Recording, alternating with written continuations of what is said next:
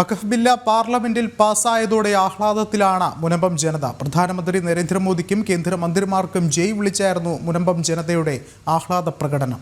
അതേസമയം ബി.ജെ.പി. സംസ്ഥാന അധ്യക്ഷൻ രാജീവ് ചന്ദ്രശേഖർ കൂടി മുനമ്പം സമരപ്പന്തൽ ഉടൻ സന്ദർശിക്കും.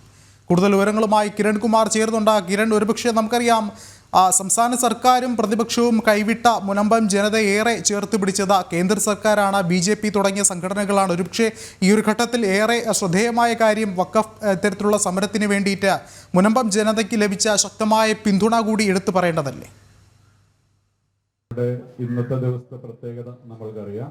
വിഷ്ണു, ഇന്നലെ രാത്രി ഏറെ വൈകിയും ഈ രാജ്യസഭയിൽ ഈ ബില്ല് അവതരിപ്പിക്കുമ്പോൾ ഇതിന്റെ ചർച്ചകൾ നടക്കുന്ന സമയത്ത് വലിയൊരു പ്രതീക്ഷയോടുകൂടി തന്നെയായിരുന്നു മുനമ്പത്തെ ജനങ്ങൾ കാത്തിരുന്നത്. അവർ രാത്രിയോടുകൂടി ഇത് പാസ്സാവുന്ന സമയത്ത് വലിയ ആഹ്ലാദത്തിൽ തന്നെയായിരുന്നു സ്വീകരിച്ചത്.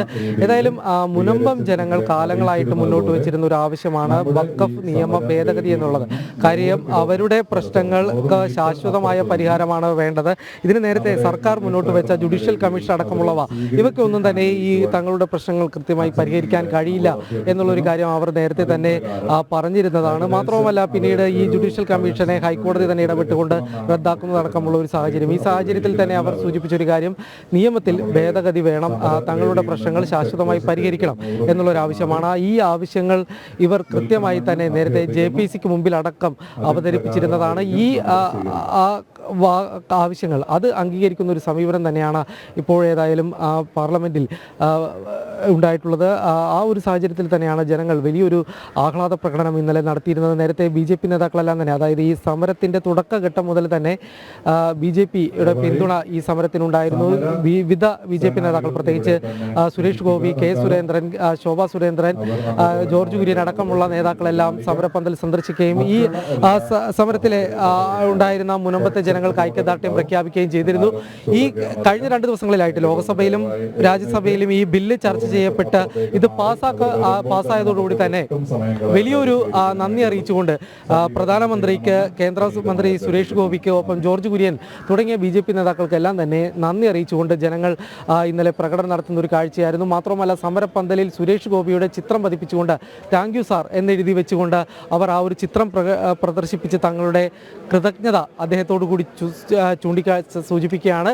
കൂടാതെ മറ്റൊരു കാര്യം കൂടി അവർ ഇവിടെ ഈ സമരപ്പന്തലിൽ പ്രദർശിപ്പിച്ചിരിക്കുന്നത് വഖഫ് നിയമ ഭേദഗതിയിലെ നിലപാടിൻ്റെ ഓഡിറ്റ് കാർഡാണ്. അത് കേരളത്തിലെ 20 MPമാരുടെയും പേരിലുള്ള ഓഡിറ്റ് കാർഡ് ഇവിടെ പ്രദർശിപ്പിച്ചിട്ടുണ്ട്.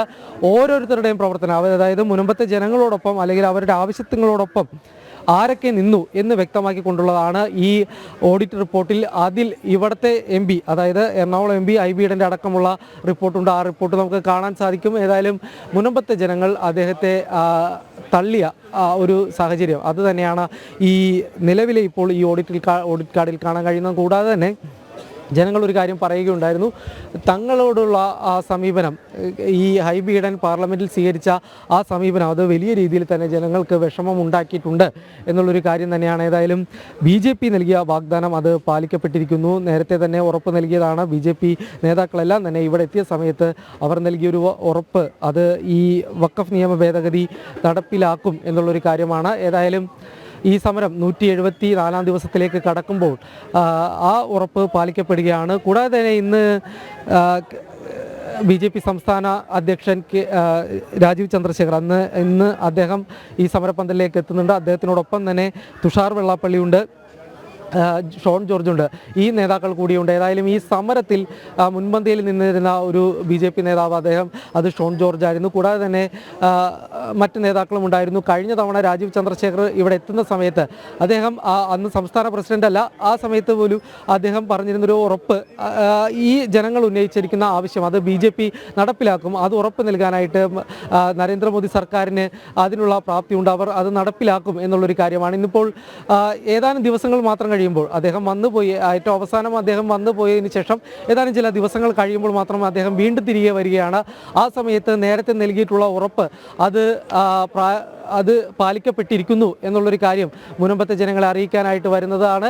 ഏതായാലും അദ്ദേഹത്തെ സ്വീകരിക്കാൻ വലിയൊരു തയ്യാറെടുപ്പിലേക്ക് തന്നെ മുനമ്പത്തെ ജനങ്ങൾ ഒരുങ്ങിക്കഴിഞ്ഞിരിക്കുന്നു എന്നുള്ളൊരു കാഴ്ചയാണ് നമുക്ക് കാണാൻ സാധിക്കുന്നത്. ഇപ്പോൾ ഇന്നത്തെ സമരപ്പന്തലിൽ നിരവധി ആളുകളുണ്ട്. അദ്ദേഹത്തെ ഇന്ന് സ്വീകരിക്കുന്നതിന് വേണ്ടി ആളുകൾ ഒരുങ്ങിയിരിക്കുന്ന ഒരു കാഴ്ച നമുക്ക് കാണാൻ സാധിക്കുന്നുണ്ട്. ഈ അതേസമയത്ത് തന്നെ UDF LDFിൻ്റെ ഈ ഭേദഗതി വിരുദ്ധ നയത്തിനെതിരായിട്ടുള്ള സംയുക്ത പ്രമേയം അതിൻ്റെ ഒരു കോലം ഇവിടെ പ്രദർശിപ്പിച്ചിട്ടുണ്ട്.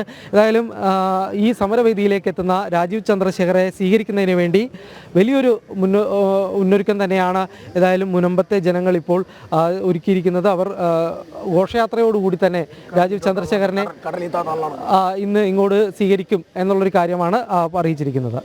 ശരി, കിരൺകുമാറാണ് വിശദമായ റിപ്പോർട്ടുകൾ നൽകിയത്.